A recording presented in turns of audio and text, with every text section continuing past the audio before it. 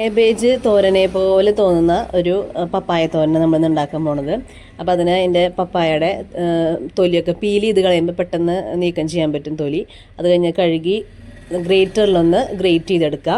എന്നിട്ട് നമുക്ക് സാധാരണ കാബേജ് തോരൻ വെക്കുന്ന പോലെ കടുക് പൊട്ടിക്കുക, സവാള, പച്ചമുളക്, ഒരു നുള്ള് ഇഞ്ചി, കറിവേപ്പില അതൊക്കെ കൂടി ഒന്ന് വഴറ്റിയിട്ട് അതിലേക്ക് ഇത്തിരി നാളികേരമൊക്കെ ചിരകിയിട്ട് അതൊന്ന് മഞ്ഞൾപ്പൊടി ചേർക്കുക. അതൊക്കെ ഒന്ന് സോട്ട് ചെയ്ത് വരുമ്പോൾ ഗ്രേറ്റ് ചെയ്ത നമ്മുടെ പപ്പായ എന്ന് പറയും, ഞങ്ങൾ പപ്പക്കായ എന്ന് പറയും, അത് ചേർത്ത് ഇളക്കി മൂടി വെച്ച് വെള്ളമൊന്നും ഒഴിക്കേണ്ട ആവിയിൽ മൂടി വെച്ചൊന്ന് വേവിച്ചെടുത്താൽ കാബേജ് പോലെ തോന്നുന്ന നല്ല അടിപൊളി നല്ല ടേസ്റ്റുള്ള പപ്പായ തോരൻ റെഡിയാണ്.